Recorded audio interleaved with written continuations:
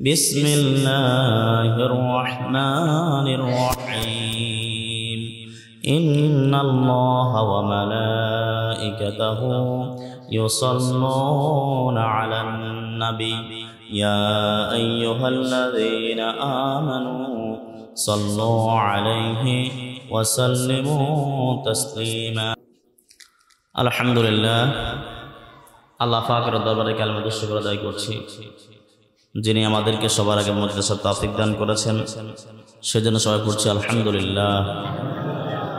দরুদ এবং সালাম বিশ্ব মানবতার মহান মুক্তির দিশারি হযরত মুহাম্মদ সাল্লাল্লাহু আলাইহি ওয়াসাল্লামের প্রতি। আমরা একটি হাদিস থেকে সংক্ষেপে কিছু আলোচনা করব।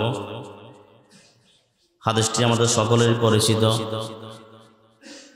হযরত আব্দুল্লাহ ইবনে মাসউদ রাদিয়াল্লাহু তাআলা আনহু থেকে বর্ণিত, তিনি বলেন, লা তাজুলু কদামা ইবনে আদামা হাত্তা ইয়াসআলা আন খামসিন আন উমরিহি ফীমা আফনাহু ওয়া আন শাবাবিহি ফীমা আবলাহু ওয়া আন মালিহি মিন আইনা ইকতাসাবাহু ওয়া ফীমা আনফাকাহু ওয়া মা আমিলা ফীমা আলিমা।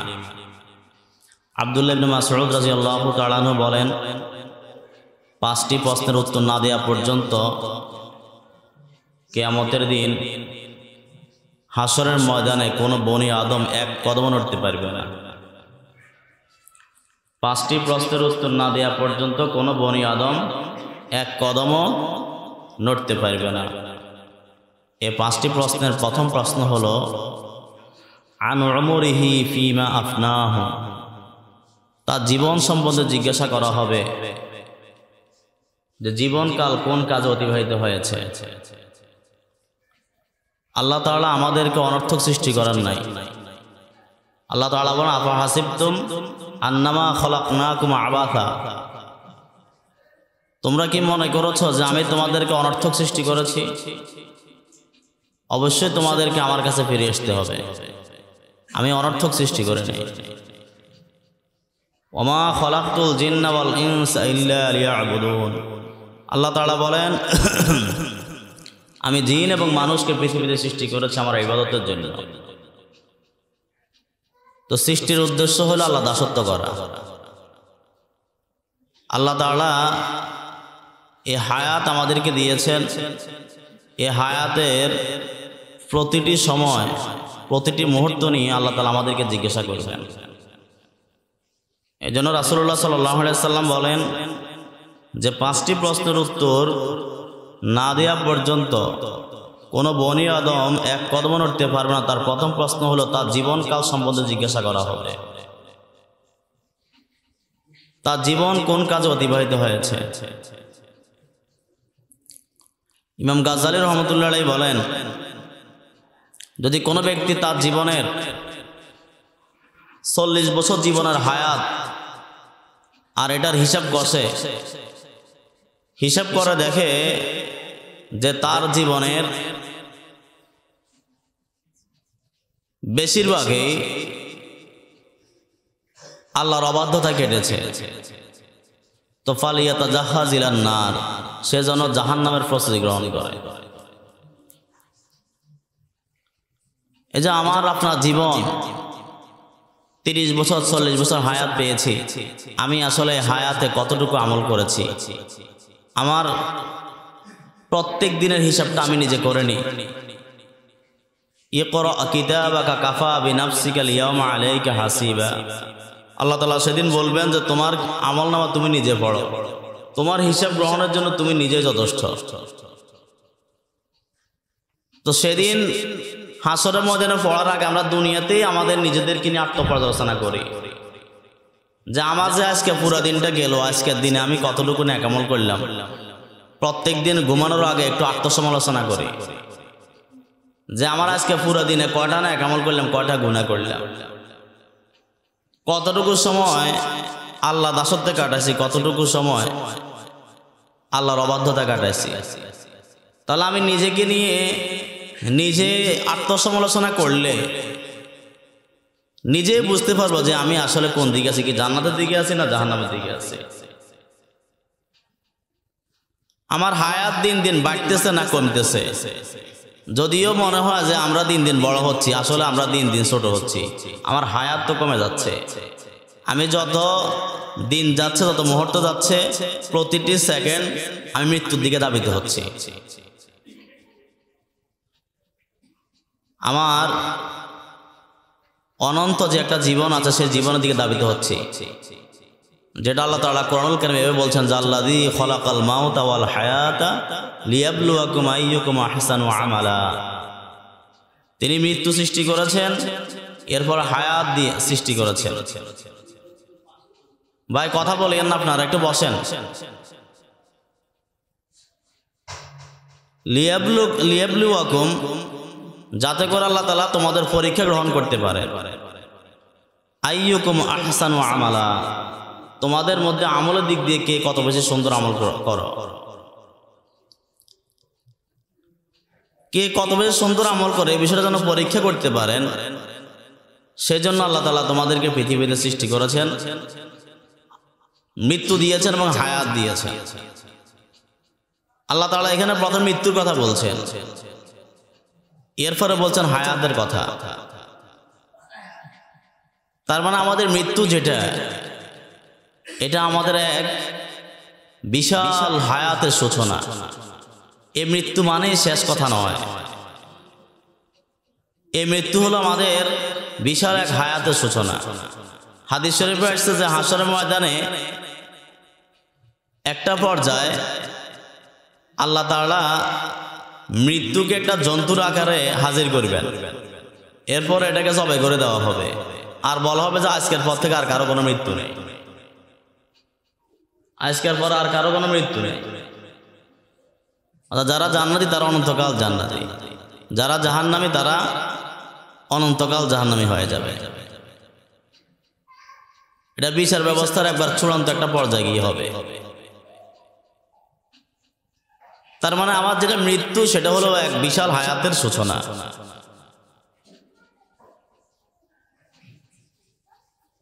আন উমরিহি ফীমা আফনাহু, হায়াত সম্বন্ধে জিজ্ঞাসা করা হবে। উনি নিচে বসছে, ওনার উপরে ওঠানো দরকারটা কি? আন উমরিহি ফীমা আফনাহু, জীবনকাল সম্বন্ধে জিজ্ঞাসা করা হবে যে জীবনকাল কোন কাজে অতিবাহিত হয়েছে। আমার জীবনের প্রতিটি মুহূর্ত আল্লাহ দেওয়া আমানত। আল্লাহ তাআলা আমাকে পৃথিবীতে অনর্থক সৃষ্টি করেন নাই। আল্লাহ তাআলা আমার এখানে প্রতিটি মুহূর্তের হিসাব নেবেন। দ্বিতীয় যে প্রশ্নটা, যে প্রশ্নের উত্তর না দেওয়া ছাড়া কোনো বনি আদম এক কদম উঠতে পারে না, সেটা হলো যৌবনকাল। ওয়ান শাবাবিহি ফীমা আবলাহু, যৌবনকাল কোন কাজে অতিবাহিত হয়েছে, এই প্রশ্নের জবাব দিতে হবে। এই যৌবনকালে শক্তি সামর্থ্য, এটা আল্লাহ দেওয়া এক বিরাট নিয়ামত। মানুষের চিন্তা শক্তি, কর্মশক্তি, মনন শক্তি এই সময় পরিপূর্ণ থাকে। সে তার এই চিন্তা শক্তি, তার কর্মক্ষমতা, এগুলো কোন কাজে অতিবাহিত করছে। হাদিস শরীফে আসছে আল্লাহ তাআলা ওই যুবকের প্রতি বিস্মিত হন যে যৌবনকালও তার মন কোনো কুপ্রবৃত্তি দ্বারা কি হয় না, প্রভাবিত হয় নাই। আল্লাহ তাআলা ওই তরুণের প্রতি, ওই যুবকের প্রতি আল্লাহ তাআলা বিস্মিত হন। এই যৌবনকাল আল্লাহ দেওয়া এক বিরাট নিয়ামত। কিন্তু আমাদের এখন দেখা যায় তরুণদের থেকে মুরব্বীরা বেশি নামাজি, অথচ মুরব্বীরা তো বার্ধক্যজনিত কারণে কিছু ওজন থাকতে পারে, তরুণদের এখন কোনো ওজন নাই। তারা এখন বেশি মসজিদে থাকার কথা, দিনদারিদের ক্ষেত্রে বেশি অগ্রগামী থাকার কথা, কিন্তু বিপরীত হচ্ছে। তার মানে আমরা আমাদের যৌবনকালকে সঠিক কাজে, সঠিক পথে ব্যবহার করছি না। ওয়ান শাবাবিহি ফীমা আবলাহু, জেনে রাখেন রাসূল সাল্লাল্লাহু আলাইহি ওয়াসাল্লাম বলেন যে 5টি প্রশ্নের উত্তর না দেওয়া ছাড়া কোনো বনি আদম এক কদমও নড়তে পারবে না। তার মধ্যে একটি প্রশ্ন হলো তার যৌবনকাল কোন কাজে অতিবাহিত হয়েছে। এরপরে ওয়ান মালিহি মিন আইনা ইকতাসাবহু, প্রশ্ন করা হবে সম্পদ সম্পর্কে। সম্পদ সম্পদ আল্লাহ দেওয়া এক নিয়ামত। এই সম্পদ কিভাবে উপার্জন করেছে, এই প্রশ্নের উত্তর না দেওয়া ছাড়া কোনো বনি আদম এক কদম নড়তে পারবে না। কোথা থেকে সম্পদ উপার্জন করেছে, কিভাবে উপার্জন করেছে। দিরহামু রিবান আসাদ্দু আলাল্লাহ মিন সিদ্দি ওয়া সালাসিনা জানিয়া। আল্লাহ রাসূল সাল্লাল্লাহু আলাইহি সাল্লাম বলেন, এক দিরহাম সুদ খাওয়া 36 বার জেনা অপেক্ষা মারাত্মক গুনাহ। নাউযুবিল্লাহি মিন যালিক। জেনা তো ভয়ঙ্কর গুনাহ, আর সুদ তার চাইতে আরো কত ভয়ঙ্কর গুনাহ, এটা বোঝে না।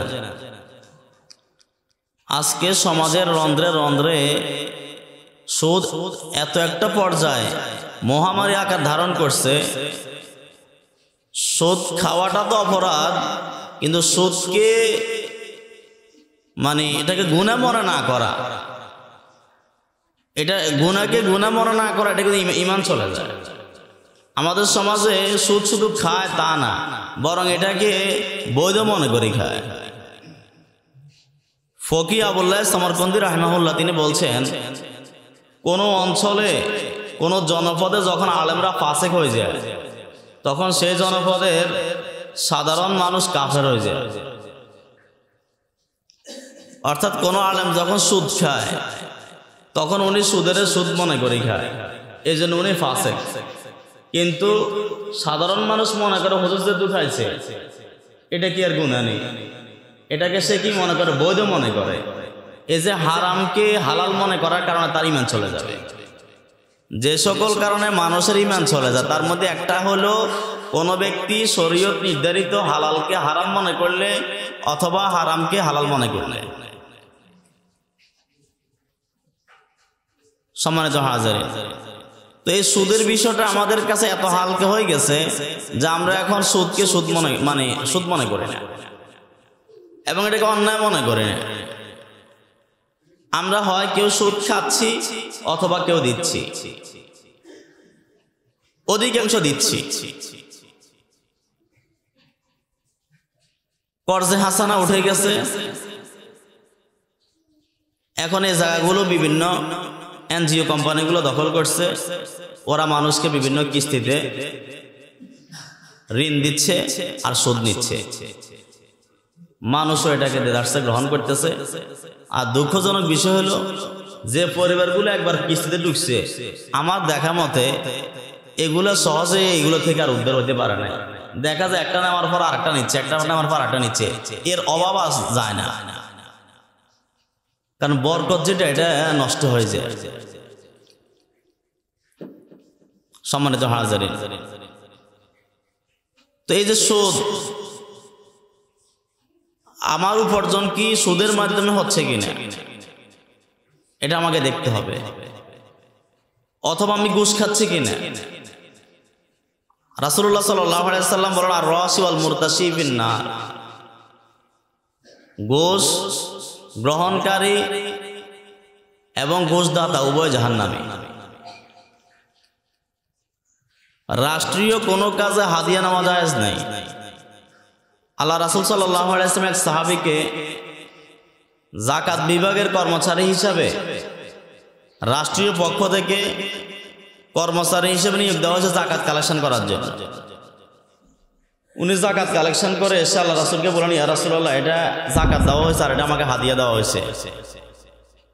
তখন রাসূলুল্লাহ রাগ করলেন এবং আল্লাহ রাসূল সাল্লাল্লাহু আলাইহি ওয়াসাল্লাম উপস্থিত সাহাবীদেরকে নিয়ে একটা বক্তব্য দিলেন যে আমি তোমাদের কাউকে কাউকে যাকাত কালেকশন করার জন্য পাঠাই রাষ্ট্রের পক্ষ থেকে, আর সে এসে বলে এটা আমাকে যাকাত দেওয়া হয়েছে, এটা আমাকে হাদিয়া দেওয়া হয়েছে।